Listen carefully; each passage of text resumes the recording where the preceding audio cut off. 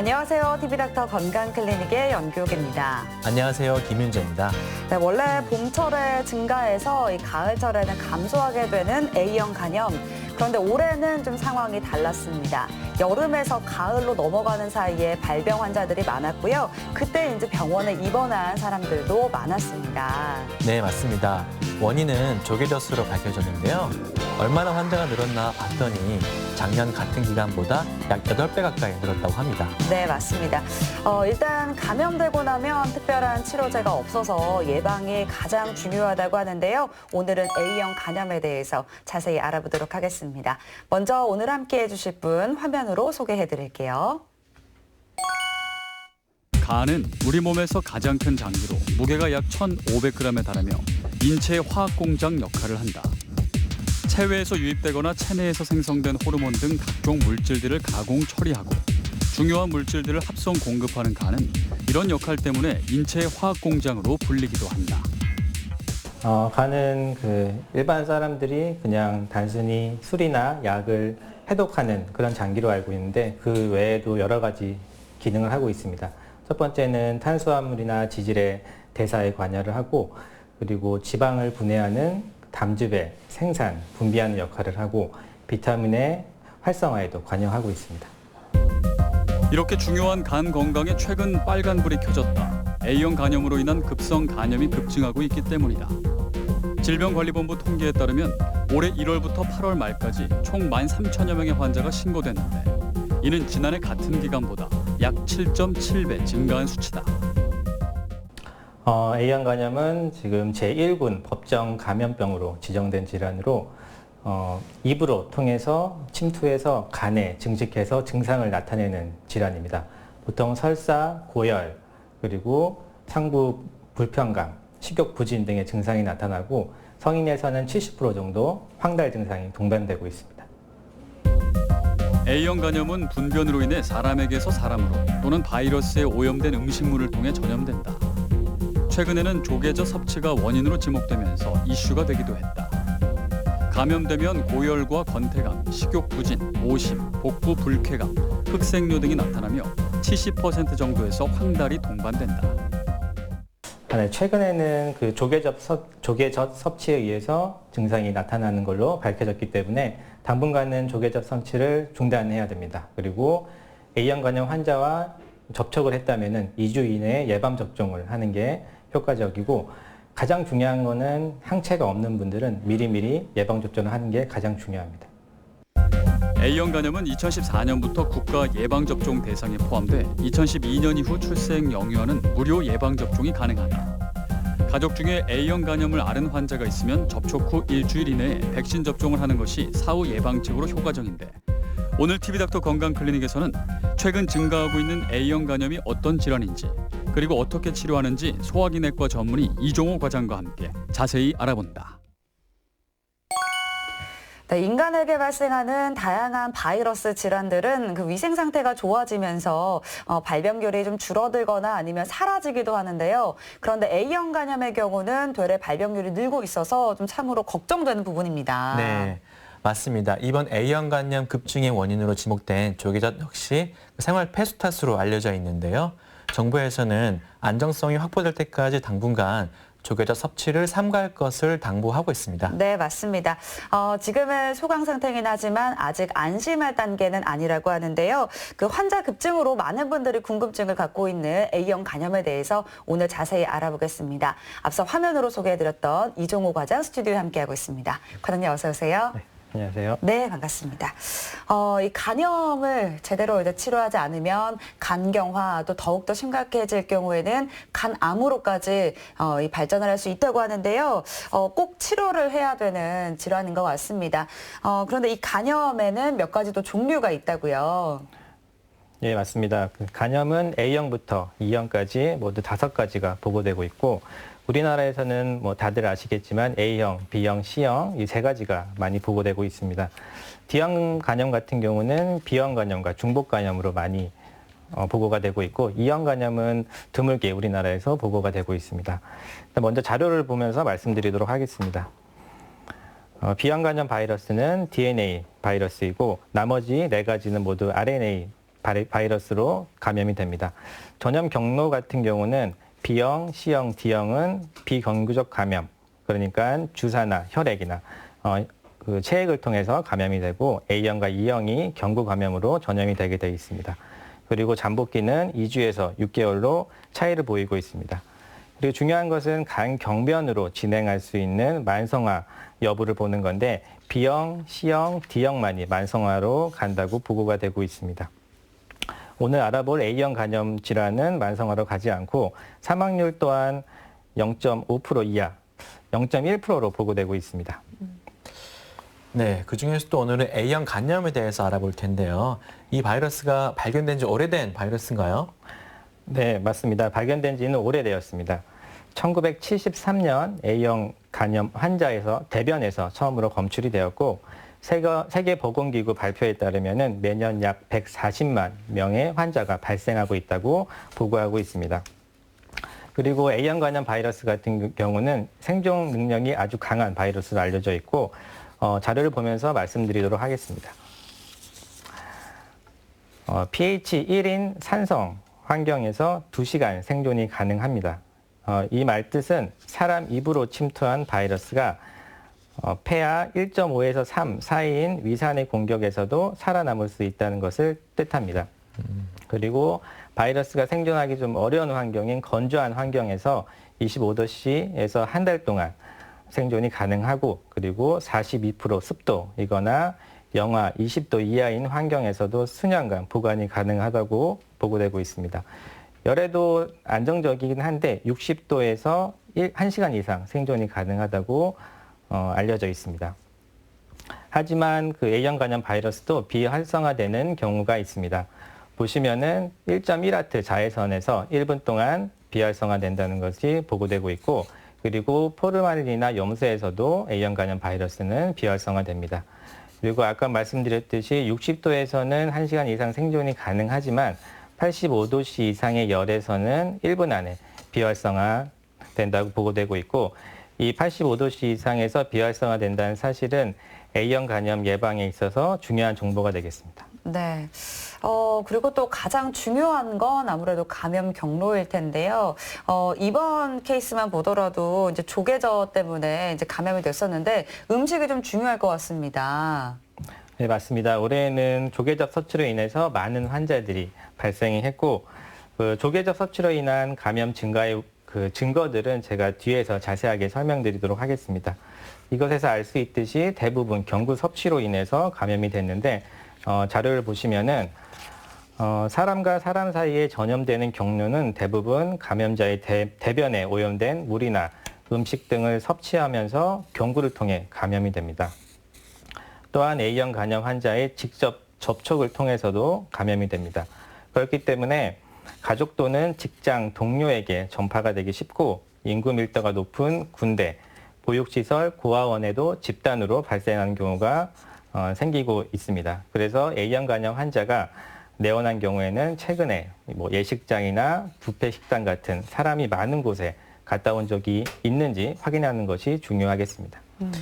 네, 그런데 이렇게 물이나 음식 섭취와 상관없이 감염되는 경우도 있다고 그러죠? 네, 드물지만 가능합니다. 많은 분들이 경구로만 감염된다고 알고 계신데 뭐 자료에 보시는 것처럼 혈액이나 성접촉을 통해서도 전파가 가능합니다. 네. 주사기를 통한 감염, 그리고 혈액 제제를 통한 감염 등이 가능하고 이 A형 간염 환자의 경우에서는 환자의 혈액에서 바이러스 균이 있기 때문에 A형 간염이 걸리고 증상이 없다고 하더라도 잠복기에 헌혈을 한 경우 헌혈한 혈액에는 A형 간염 바이러스균이 존재하게 됩니다. 네. 이 혈액을 수혈을 하게 된다면은 A형 간염에 대한 항체가 없는 사람들은 A형 간염에 걸릴 확률이 증가하게 됩니다. 또한 성접촉을 통해서도 감염이 일어나게 되는데 특히 남성 동성애자 같은 경우에서는 감염성이 더 증가하게 되겠습니다. 네, 그렇군요. 그러면 이 국내에서도 뭐 수혈 때문에 감염된 케이스가 있습니까? 예, 보고된 사례가 있습니다. 자료를 보면서 자세하게 말씀드리도록 하겠습니다. 2011년 수혈 감염 사례입니다. 28세 여자 환자 4월 26일 날 헌혈을 했습니다. 뭐 다른 증상이 없었기 때문에 헌혈을 한 거고 보면은 5월 7일 그러니까 헌혈하고 나서 10일 후에 감기 황달 증상이 있어서 병원을 내원하였고 이때 A형 간염 확진을 받게 됩니다. 그리고 45세 남자 환자, 직장암 환자가 이 여자가 헌혈한 적혈구 제제를 5월 10일 날 수혈을 하게 됩니다. 네. 그러니까 헌혈을 하고 나서 14일, 15일 후에 수혈을 하게 된 거고 이분은 그 헌혈을 한 분이 A형 간염으로 진단되었기 때문에 6월 20일 날 체열 조사를 해서 항체 검사를 했을 때 A형 간염에 걸리지 않은 것으로 알려졌고 하지만 37세 여자 환자 가슴샘 암으로 4월 27일 그러니까 아까 헌혈한 분이 4월 26일 날 헌혈을 했으니까 네. 하루 후에 그분의 혈소판 제제를 수혈을 받게 되고 네. 6월 8일 그러니까 이분이 이제 헌혈을 하고 나서 40일쯤 후에 이 헌혈 수혈을 받은 여자분이 증상이 발생하게 됩니다. 오심, 발열, 피로감 같은 증상이 발생해서 6월 13일 날 혈액 검사에서 간 수치가 AST, ALT가 우리가 흔히 얘기하는 간 수치고 네. 정상이 40까지입니다. 보면은 3,587 그리고 2,736으로 정상의 100배 정도 올라가 있는 것을 확인할 수 있습니다. 네. 네. 그리고 이분이 결국에는 항체, IgM 항체가 양성으로 A형 간염 확진을 받게 되고 다행히 뭐 입원 치료한 후에 완쾌가 된 케이스고 중요한 것은 헌혈에서 수혈까지 이 기간이 감염 여부에 작용한 것이 아닌가라고 우리가 예측할 수 있고 이 사례는 수혈을 통해서 A형 간염이 걸릴 수 있다는 것을 보여진 사례입니다. 네. 네, 그런데 이렇게 바이러스에 감염이 되면 우리 간에서는 어떤 일이 일어나나요? 네. 일단 입을 통해 들어온 A형 간염 바이러스는 간으로 들어가서 간에서 증식을 하게 됩니다. 자, 자료를 보시면은 A형 간염 바이러스가 간에서 증식을 하게 되고 감염 후에 10일에서 12일 정도 후에 바이러스 혈증, 그러니까 혈액 내에 바이러스가 생기기 시작합니다. 네. 그리고 간에서 증식한 바이러스는 담도계를 통해서 대변으로 배출하게 되고 대변 내 바이러스 농도는 혈액 내에 비해서 100배에서 1000배 정도 높고 황달이 발생하기 3, 4주 전부터 대변에서 검출되기 시작합니다. 대변으로 나온 바이러스가 사람의 손에서 손으로 그리고 입으로 다시 침투하면서 사람과 사람 사이에 전염이 일어나게 돼 있습니다. 그런데 이제 바이러스는 뭐 대부분 잠복기라는 게 또 있잖아요. 뭐 A형 간염 바이러스의 경우는 잠복기가 어느 정도 될까요? 네, 그 다른 바이러스 감염처럼 A형 간염도 잠복기가 존재합니다. 잠복기라고 하는 것은 감염이 된 이후에 증상이 나타날 때까지의 시간을 의미합니다.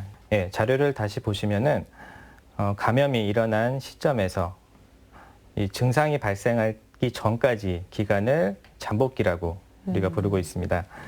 여기서 이 그림에서는 3주에서 4주 정도로 볼 수 있네요. 잠복기는 통상 A형 간염 같은 경우에서는 15일에서 50일로 보고되고 있고 평균 4주의 잠복기 후에 여기 보시면은 임상 증상이 나타나게 돼 있습니다. 네. 네, 그러면은 이제 잠복기 때는 전염이 안 되고 잠복기가 지난 후에 전염이 되는 건가요? 네. 아닙니다. 잠복기에도 감염성이 충분히 있고 다시 그림을 보면서 자세하게 설명드리도록 하겠습니다. 네. 감염성이 있다는 것은 혈액 내에 바이러스 농도가 올라갔다는 얘기고 대변 내에 바이러스 농도가 같이 올라갔다는 의미입니다. 이 두께 자체가 농도를 의미하고 네. 여기 보시면은 이 잠복기 시기에도 감염력은 많이 증가하고 있습니다. 네. 보시면은 증상이 발생하기 전부터 혈액 내, 대변 내 바이러스 농도가 증가하기 때문에 네. 이때도 전염성이 있다고 알고 계시면 되고 네.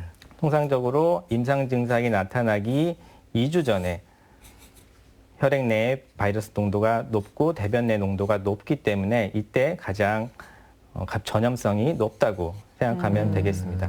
그리고 증상이 발생하고 나서 네. 점점 약해지네요. 농도가 약해지고 있는 것을 보면은 네.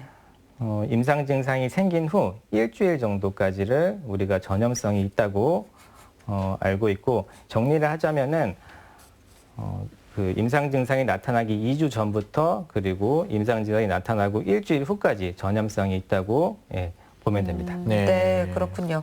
근데 아무래도 이게 이제 같은 공간에서 생활하다 보면 좀 감염 위험들도 좀 높지 않을까 싶은데 격리가 좀 필요할 것 같아요. 어떻습니까?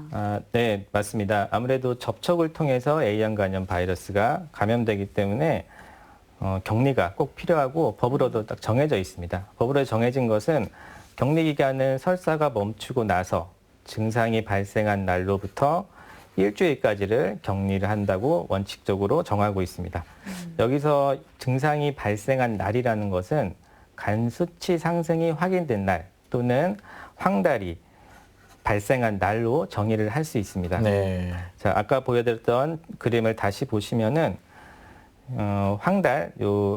황달기가 지금 이 구간이고, 황달이 발생하고 일주일 정도 후면은 여기 보시면은 대변이랑 혈액 내 바이러스 농도가 많이 감소하고 있습니다. 그렇기 때문에 황달이 발생하고 일주일까지는 격리하라고 되어 있고, 실제로 황달이 발생하는 시점에서 대변하고 혈액 내 바이러스 농도가 급격히 줄어들고 감염력도 급격히 줄어든다고 보고되고 있습니다.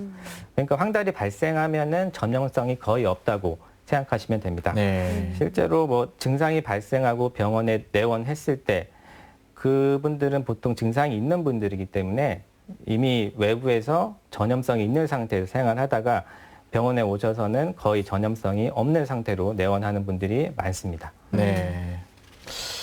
네, 증상에 대해서도 한번 알아보겠습니다. 소아에서는 어떤 증상이 있을 수 있나요? 네. 소아에서는 6세 미만의 경우에서는 70%에서 증상이 나타나지 않습니다.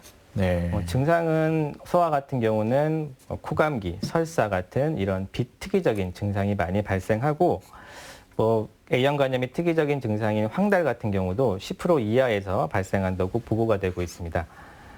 이것을 봤을 때 A형 간염 걸린 적도 없는데 이제 어르신분들이 많이 항체를 갖고 있는 것을 볼 수 있는데, 이것은 이전 그 위생 상태가 좋지 않았던 시기에 어린 시절을 보낸 60세 이상 어르신분들이 소화기에 그 A형 간염을 걸리고 나서 그것이 회복한 후 항체가 생겼다고 생각하시면 되고, 소아에서 그 증상이 없는 게 이 항체의 양성률에서도 설명이 되게 되어 있습니다. 네.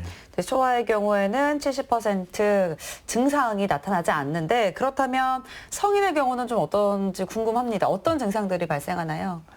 성인들은 소아와 다릅니다. 그 논문마다 차이는 있지만 보통 76%에서 97%에서 증상이 발생한다고 보고되고 있고, 자료를 보시면은 보통 4주 정도의 잠복기 후에 오심, 구토, 설사, 식욕부진, 우상복부 불편감 등의 증상이 발생합니다. 그리고 급성기에는 발열과 오한 같은 증상이 동반이 됩니다. 우리가 흔히 얘기하는 몸살 감기 증상이라고 보면 되고, 이 몸살 감기 증상과 다른 특이점은 보시면은 황달이 발생한다는 겁니다. 앞에서 소아 같은 경우는 황달이 10% 이하에서 발생한다고 보고되고 있는데, 성인들은 소아와 다르게 70%에서 황달이 발생한다고 보고되고 있습니다. 황달의 경우는 대체로 2개월을 넘지는 않습니다. 2개월 넘지는 않고 10% 정도 환자에서만 6개월 정도 지속된다고 보고되고 있고, 중요한 것은 앞에서 말씀드렸지만 황달이 지속된다고 해도 이 A형 간염 자체가 만성화로 가지 않기 때문에 여기 간경화로 가거나 이런 위험성은 없다고 보면 됩니다. 네. 근데 이 A형 간염이 재발할 수가 있다고 그러죠? 네, 가능합니다. A형 간염 같은 경우는 대체로 3주에서 5주면은 치료가 다 완료가 됩니다. 증상이 모두 회복하고 황달도 아까 말씀드린 것처럼 2개월 내로 거의 정상으로 되는데, 간혹 가다가 10% 정도 환자에서는 완전히 다 회복하고 회복한 후 6개월 내에 다시 증상이 발생하는 경우가 있습니다. 간 수치가 상승하고 간혹 황달이 동반되는 경우가 있는데, 그렇다 하더라도 요 임상적 증상이나 생화학적 검사 수치가 처음에 감염되었을 때보다는 확실히 많이 가볍게 나타나게 되고, 그리고 이 모든 환자분들이 예외 없이 회복하게 돼 있습니다. 네. 그리고 뭐 빈도는 높지 않지만 좀 아주 심각한 경우로 진행이 되는 경우도 있다고 하는데 어떤 경우일까요? 네, 흔히 우리가 간 부전이라고 이야기하는 전격성 간염이 발생하는 경우가 드물지만 있습니다. 네. 전격성 간염이라고 하는 것은 일단 간 기능 손상으로 인한 최초 증상이 발생하고 나서 8주 이내에 간선 내증으로 빠지는 경우를 이야기하는데 여기서 간선 내증이라는 것을 좀 생소하게 네. 들리는 분들이 많으실 거라고 생각해서 네. 제가 자료를 보면서 좀 설명드리도록 하겠습니다. 정상 간 사진입니다. 여기서 암모니아가 정상 간에서는 요소로 대사가 돼서 요소가 신장을 통해서 소변으로 배출되게 돼 있습니다. 하지만 전격성 간염에 빠진 간에서는 암모니아가 요소로 대사되지 못합니다. 그래서 암모니아가 축적되게 되고 축적된 암모니아가 간선 내증을 유발하는데 증상은 의식 및 진압력 장애 그리고 각종 신경학적 이상의 증상을 일으키게 됩니다. 이것을 간선 내증이라고 합니다. A형 간염 환자 중에서 0.1%에서 전격성 간염이 진행한다고 보고되고 있습니다. 50세 이상에서는 1.8%로 보고되고 있고 전격성 간염을 보는 간 수치는 우리가 앞서 말씀드린 일반적인 간 수치가 아니라 간 수치 자체는 간부전과는 무관한 수치이고 가장 중요한 수치는 프로스롬빈 타임이라는 PT입니다. 이 PT라는 것도 생소하실 텐데 간단히 말씀드리면은 혈액이 응고되는 시간으로 보면 됩니다.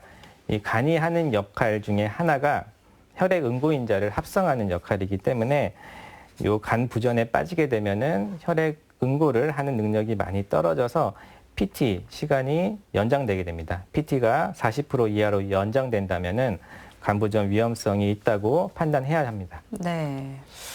네, 진단 방법도 중요한데요. 먼저 혈액 검사가 제일 중요하겠죠.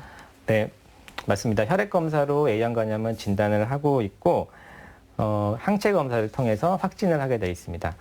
요 항체는 IgM, IgG라는 두 가지 항체가 존재를 하고 아까 보여드렸던 자료를 다시 보여드리면서 제가 설명드리도록 하겠습니다. 보시면은 IgM의 경우 증상 발생하기 5일에서 10일 전에 나타나기 시작해서 감염 후 6개월 이상 지속 가능합니다. 간혹 증상이 나타난 후에 IgM 항체가 검출되는 경우가 있기 때문에 감염 아주 초기에 오신 분들 같은 경우는 5% 정도에서는 IgM이 검출이 안 된다고 보고되고 있고 그렇기 때문에 A형 간염 바이러스가 아주 강하게 의심되는 환자는 일주일 정도 시간이 지난 후에 IgM 항체 검사를 다시 나가는 것을 권유하고 있습니다. 네. 여기 보시면은 IgG 같은 경우는 IgM 항체보다는 조금 더 나중에 생성이 되고 요거는 평생 지속하는 항체입니다. 그러니까 IgG가 양성으로 나왔다는 얘기는 이전에 A형 간염에 걸린 적이 있거나 아니면은 예방 접종을 한 사람으로 보면 됩니다. 결국 IgG 요 항체는 재감염에 대항하는 보호 항체라고 생각하면 됩니다. 네. 그러니까 우리가 어릴 때 A형 간염에 걸리고 나면 그때는 이제 어렸을 때는 증상이 심하지 않으니까 그쵸. 괜찮고 또 IgG 항체가 생기니까 나중에 성인이 되었을 때 또 우리가 예방을 할 수가 있잖아요. 그래서 어떻게 보면 어렸을 때 A형 간염이 걸리고 지나간 게 오히려 좋을 수도 있을 네, 것 같은데요. 어떤가요? 다행인 부분도 있을 것 같아요.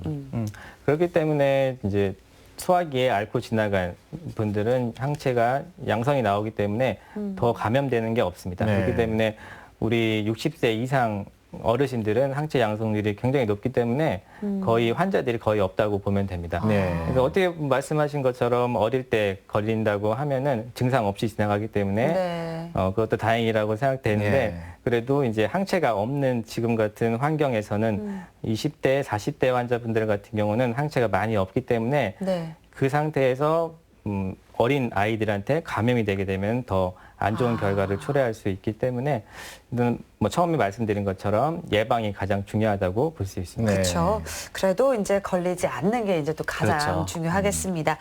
이제 치료 방법에 대해서도 살펴보겠습니다. 저희가 앞에서 이제 뭐 특별한 치료제가 없다라고 말씀을 드렸는데요. 실제로는 어떻습니까? 네, 맞습니다. 그 치료제가 없고 B형 C형 같은 경우는 치료제가 있지만 A형 간염은 치료제가 존재하지 않습니다.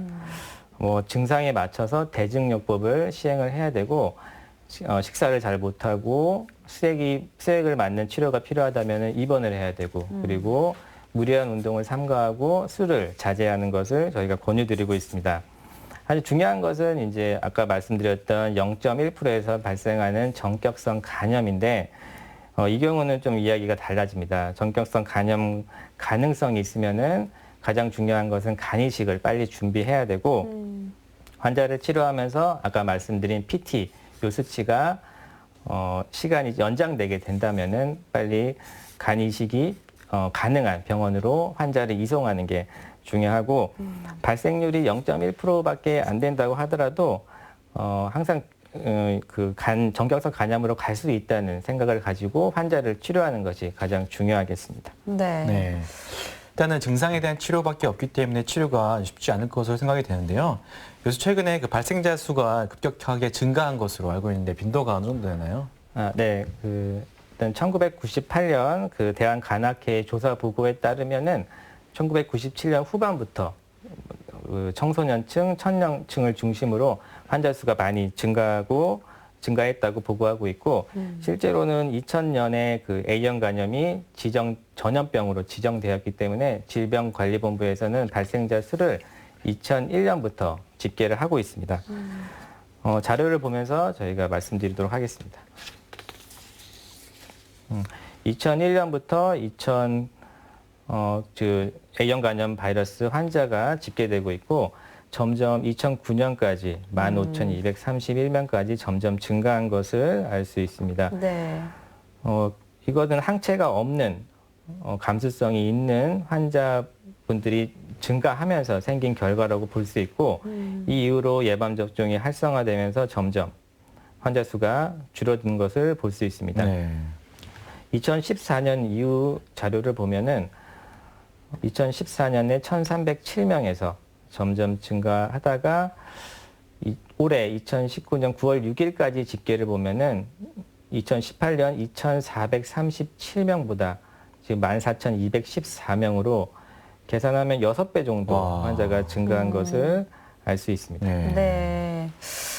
근데 진짜 올해 그 A형 간염이 화제가 됐었거든요. 네. 앞에서 뭐 거의 8배라고 그러면 이게 엄청 많은 수치 아닙니까? 네, A형 간염 환자 수가 올해 갑자기 증가했습니다. 아까 보신 자료를 다시 보시면은 10만 명당 발생률을 보면은 2018년도에는 10만 명당 4.7명이었지만 2019년 9월 6일까지 환자 수는 10만 명당 27.4명으로 보고하고 있습니다. 이건 역시 차이가 6배가량 증가한 것을 확인할 수 있고 이것은 다른 원인이 작용해서 A형 간염이 증가했다고밖에는 설명이 안 됩니다. 질병관리본부에서 그것에 대해 조사를 시작했고 결국 조계적 섭취로 인해서 올해 감염이 급격하게 증가했다고 판명이 됐습니다. 네. 네, 우리가 이제 어렸을 때 B형 간염에 대해서는 우리 예방접종 맞았었잖아요. 그렇죠. 근데 예. A형 간염 예방접종은 안 맞았었거든요. 근데 현재는 A형 간염에 대해서 예방접종이 의무화되고 있습니다. 이렇게 된 원인이 있다고요? 네. 사실 의무접종은 2015년부터 A형 간염이 시작됐습니다. 2015년부터 시작되면서 2012년 이후에 출생자부터는 무료로 접종을 하고 있고, 우리나라 10대에서 40대 사람들의 항체가 양성률이 높지 않다는 것도 이것에 의해서 생긴 결과라고 볼 수 있습니다. 네. 자, 항체 양성률에 대해서 제가 자료를 보면서 좀 설명드리도록 하겠습니다. 10대 항체 양성률을 보면은 이것은 80년대 그리고 요 밑에 것은 2007년도에 조사한 자료이고 지금 1979년입니다. 요거는 10대 항체 양성률이 80%이고 밑에 거 2007년도 조사 자료에 의하면은 10대가 20% 이하로 측정이 되고 20대 또한 20% 미만이었습니다.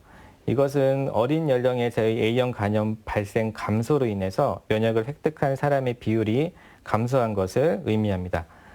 그러니까 1980년대 이후 이러한 항체 양성률이 감소한 원인으로는 식품위생이나 환경위생, 개인위생이 향상됨에 따라서 항체 양성률이 점점 감소했다고 추정을 할 수 있습니다. 예. 다음 자료를 다시 보시면은 2001년도에서 3년도까지 항체 양성률 30대, 40대 환자고 2011년도와 비교했을 때 70.8%에서 26%로 그리고 87.8%에서 54.8%로 많이 감소했다는 것을 볼 수 있고 어떻게 보면 2001년도에 20대인 환자분들이 2011년도에는 30대가 되고 30대 환자분들이 40대가 되기 때문에 항체 양성률이 2001년도에 20대, 2011년도에 30대랑 비교하면 거의 비슷하다는 것을 볼 수 있습니다. 최근 자료가 없어서 이것도 2019년, 20년도로 저희가 예측을 하면은 30대의 항체 양성률이 이것이 지금 40대 환자분들 그리고 40대가 50대로 저희가 확인을 할 수 있고 그렇게 되면서 20대, 40대 사이에 항체 양성률이 많이 낮아지고 지금 예측을 했을 때 저희가 그 50대에서도 항체 양성률이 예전보다는 많이 낮아졌던 것을 확인할 수가 있습니다. 네. 그러니까 이제 20대에서 40대 그 비교적 젊은 분들에게서 이 항체 양성률이 높지 않기 때문에 발병률도 높다. 이렇게 좀 이해를 해도 되는 걸까요? 네, 맞습니다. 일단 60세 이상 분들은 예전에 위생 상태가 좋지 않은 어린 환경에서 소아 때 많이 A형 간염을 걸리고 나서 회복했기 때문에 항체 양성률이 높고 그리고 2015년도 이후에 의무 접종이 됐기 때문에 10대 이하인 분들이 지금 항체 양성률이 높습니다. 하지만 그 사이에 낀 세대들, 그러니까 20대에서 40대, 50대도 약간 해당이 되긴 하지만 지금 20대, 40대 항체 양성률이 많이 낮게 보고되고 있고 자료를 보면서 다시 말씀드리도록 하겠습니다. 네. 지금 2019년도에 환자 비율이고 30대에서 37.3%, 40대에서 36.5%로 이 두 세대가 73.8%로 대부분을 차지하고 있고 20대까지 친다면은 87%로 아주 높게 그 환자가 발생한다는 것을 알 수 있습니다. 그리고 옆에 자료를 보면은 2015년도에 항체 양성률을 보고한 자료이고 보시면은 20대, 30대는 많이 낮고 40대도 80.3%로 여기선 높게 되지만 아까 말씀드린 것처럼 현재랑 비교를 하게 되면은 40대 항체 양성률이 많이 낮아진 것을 알 수 있고 50대 또한 지금 2015년 자료에서는 97.7%였지만 40대랑 비교했을 때 지금 2015년도에서도 40대 환자분들이 50대로 갔기 때문에 50대 항체 양성률도 지금 2015년 자료보다는 낮다는 것을 저희가 예상할 수가 있습니다. 네, 아마 우리 세대에서는 우리 부모님 세대보다 좀 더 위생적인 환경에서 자라났기 때문에 이런 A형 간염에 굉장히 좀 취약한 것 같은데요. 올해에도 이런 젊은 세대에서 A형 간염 유방률이 높았다고 그러죠? 예, 맞습니다. 지금 2019년도에 성별, 연령별로 발생 현황을 자료로 제가 준비했는데 보면서 말씀드리도록 하겠습니다. 네. 2019년 발생 비율을 보면은 10만 명당 발생률입니다. 30대에서 가장 높게 지금 비율을 차지하고 있고 네. 남자 같은 경우는 10만 명당 81.8명 그리고 여자분들 같은 경우는 61.9명으로 측정이 되고 그 다음이 40대입니다. 남자분들은 66.6명, 여자는 53.3명으로 보고되고 있고 여기서 또다시 주목해야 될 점은 50세 환자분들도 예전에 비해서 많이 증가했고 17.1명, 12.1명으로 그래도 예전에 비해서 꽤 많이 A형 간염 환자가 증가했다는 것을 알 수 있습니다. 네. 그러면 혹시 뭐 지역별로도 좀 차이가 있는지도 궁금한데요. 네, 지역별로도 차이가 있습니다. 다음 자료를 보시면은 2014년부터 10만 명당 지역별로 발생 건수를 조사한 자료이고 2014년도에는 경기에서 3.99명, 그리고 2015년도에는 인천에서 가장 높고 2016년, 17년도에는 대전이 가장 발생률이 높았습니다. 그리고 올해 발생 비율을 보면은 조계젓으로 인해서 대전에서 138명, 우리 지역인 충북에서도 55.3명으로 세 번째로 높은 비율을 차지하고 있습니다. 네. 네. 계속 이제 올해 유독 많이 발생했다고 말씀하시는데 저희 응급실에서도 네. 올해 열나고 오한이 있어서 검사해 보면은 뭐 간염이었고 이런 경우 되게 많았거든요. 네. 과장님도 환자 많이 보셨죠? 네, 사실 많이 봤습니다. 작년이랑 비교했을 때도 엄청 많이 늘어났고 작년 같은 경우는 입원 환자가 한 명도 없었습니다. 네. 하지만 외래에서 진단된 환자가 한 명 있었고 올해 진료를 하다 보니까 외래에서 진단된 환자가 7명, 그리고 입원 환자가 68명으로 예전에 비해서 뭐 숫자로 따지면 75배 정도 증가했다고 아이고. 저희 병원은 많이 증가했습니다. 네, 이게 진짜 어마어마한 배수로 늘어났는데, 그러니까 이 원인이 이제 조계젓으로 밝혀졌습니다. 이게 조계젓이라는 원인은 어떻게 찾아낸 건지도 좀 궁금한데요. 네. 워낙 급격하게 증가했기 때문에 질병관리본부에서 역학조사를 했고, 네. 이 자료를 보면서 제가 좀 설명드리도록 하겠습니다. 첫 번째 증거는 집단 발생한 26건 중에서 21건, 그러니까 80.7%에서 조계젓 섭취를 확인을 했습니다. 그리고 이 18건 중, 그러니까 21건 중에 18건 중에 11건에서는, 그러니까 61.1%에서는 조계젓에서 A형 간염 바이러스 유전자를 검출했고, 또 이 5건을 유전자 분석을 시행을 했을 때 네. 환자에게 검출된 바이러스와 조계젓에서 검출된 바이러스 유전자가 같은 근형 관계로 밝혀져서 이것이 그 A형 간염 발생 증가 증거로 첫 번째로 뽑을 수 있는 증거고, 다음 자료를 보시면은 네.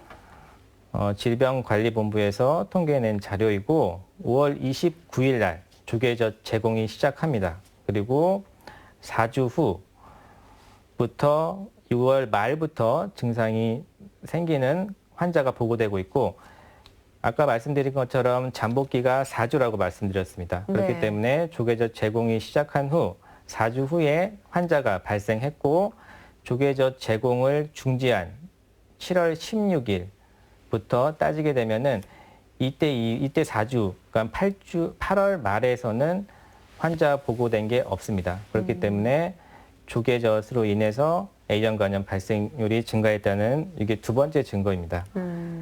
그리고 7월 말부터 저희가 8월 말까지 확진자 2,178명을 대상으로 무작위로 2,270명을 표본 추출했을 때 네. 이 중 42%에서 조계젓 섭취를 했다고 이렇게 조사가 됐기 때문에 이상에서 말씀드린 세 가지 증거로 A형 간염 가장 최근에 증가한 원인이 조계젓 때문이라는 것을 밝혀냈습니다. 네. 사실 이제 집단 감염이 굉장히 또 무섭기도 하고 좀 중요한 문제가 될 텐데 학교 아니면 뭐 식당 이런 데도 사람들이 많다 보니까 이게 감염에 노출되면 굉장히 위험할 것 같거든요. 이런 경우에는 어떻게 해야 될까요? 네. 학교나 식당도 많이 감염에 노출되면은 전염자들이 많이 발생할 수 있기 때문에 관리가 중요하고, 학교에서 발생한 경우에서는 환자가 한 명 발생했고 외부로부터 감염된 것이라면은 특별한 예방 조치는 필요하지 않습니다. 하지만 그 학교 내에서 전파로 확인된 경우에서는 환자와 접촉한 이런 접촉력이 확인된 분들은 꼭 예방 접종을 하라고 권고하고 있고, 식당 요리사 같은 경우에서는 감염된 경우 여러 사람에게 전염시킬 수 있기 때문에 같은 식당의 요리사 분들은 예방접종을 하라고 이렇게 권고를 하고 있고, 만약에 A형 간염에 걸린 그 요리사 같은 경우도 증상이 생기고 나서 일주일 동안은 휴직을 하라고 권고하고 있습니다. 그래서 많은 분들이 궁금해하실 건데 요리사 분이 감염이 된다면은 네. 그 식당 그 손님들은 특별히 예방 조치가 필요하지는 않습니다. 접촉하는 뭐 이런 시간이나 이런 게 없기 때문에 네. 굳이 접종을 할 필요는 없습니다. 네. 네. 이번에는 예방접종에 대해서 한번 알아보겠습니다. 국가 예방접종으로 아이들을 대상으로 예방이 되고 있죠. 네, 맞습니다. 제가 표를 보면서 자세히 설명드리도록 하겠습니다. 우리나라에서는 A형 간염 그 국가 예방접종 도입의 역사를 보면은 2009년도에 우선순위 설정을 위한 연구에서 폐렴구균 그리고 HIV 뇌수막염 백신 다음으로 도입 순위가 높은 백신이었고 2010년도 예방접종 전문위원회에서는 백신 도입을 적극 공고하였습니다. 그래서 2015년 3월부터 정기 예방접종이 필요한 감염병으로 지정이 됐고 2015년 5월 1일부터 국가 예방접종으로 도입이 되었습니다. 그래서 2012년 1월 1일 이후 출생아에 대해서 의무적으로 무료로 접종이 시작되었습니다. 그 A형 간염 그 예방접종 대상에 대해서 제가 말씀드리도록 하겠습니다. 표를 보시면은 생후 12개월에서 23개월 모든 소아를 대상으로 접종을 하게 돼 있고 1차 접종 후에 6개월 이상 경과 후에 2차 접종을 하게 돼 있습니다. 6개월에서 1년 사이에 2차 접종을 권고하고 있고 만약에 시기를 놓쳐서 1차 접종 후에 1년이 시간이 지났다 하더라도 지연 접종으로 1차 접종을 다시 하는 게 아니라 2차 접종을 추가로 하면은 되게 돼 있습니다. 그리고 고위험군인 소아 청소년이나 성인 같은 경우도 필수적으로 A형 간염 예방 접종을 권고하고 있고 40세 이상 성인 같은 경우에서는 항체 검사 실시 후에 백신 접종을 권고하고 있고 40세 미만 성인 같은 경우는 항체 검사 없이 백신 접종을 하는 것을 권고하고 있습니다. 사실 10년 전만 해도 권고 대상이 30세 이상이면은 항체 검사 실시하고 백신 접종을 권고하고 30세였습니다. 근데 지금은 워낙 항체 양성률이 40세에서 많이 낮기, 30대에 많이 낮기 때문에 40대 기준으로 항체 검사를 하고 백신 접종을 하는지 여부가 지금은 많이 30세에서 40세로 증가했다고 보면 됩니다. 네. 아무래도 이제 위생 상태에 영향을 좀 많이 받는 질환이다 보니까 그 A형 간염이 유행하는 지역도 있을 것 같은데요. 이런 지역으로 여행을 가게 된다면 좀 어떻게 해야 될까요? 네. 그 유행 지역이 어딘지 보는 게 먼저일 것 같고 제가 지도로 한번 표시를 해봤는데 노란색 표시된 부분이 다 A형 간염 유행 지역입니다. 네. 굉장히 지금 많이 분포되어 있는데 이거 다 기억하기는 어렵고요. 네, 맞네요.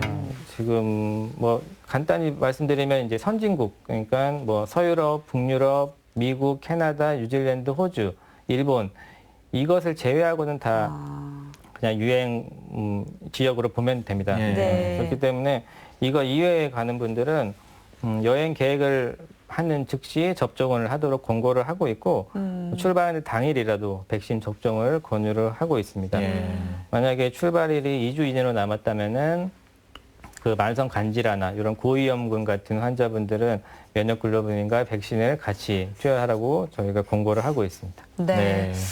이제 예방이 가장 중요하니까요. 백신 접종도 잊지 마셔야 될 것 같습니다. 오늘은 이종호 과장과 함께 A형 간염에 대해서 살펴봤습니다. 과장님 오늘 말씀 감사합니다. 감사합니다. 네, 이번에 문제가 됐었던 A형 간염은 그 생활폐수 유입에 따른 해양 오염이 지목이 됐고요. 그리고 오염된 조개젖에 따른 A형 간염은 그 충청권에서 시작되긴 했지만 특정 지역에서 생산된 조개젖이 문제는 아니었다고 합니다. 네. 우리 주변 환경이 깨끗해졌다고 하지만 그래도 이런 바이러스들이 남아있는 만큼 여전히 환경 위생에 신경을 좀 더 써야 될 것 같고요. 그리고 예방접종 잊지 마시고요. 네, TV닥터 건강클리닉 오늘은 여기까지입니다. 저희는 다음 이 시간에 다시 찾아뵙겠습니다. 고맙습니다.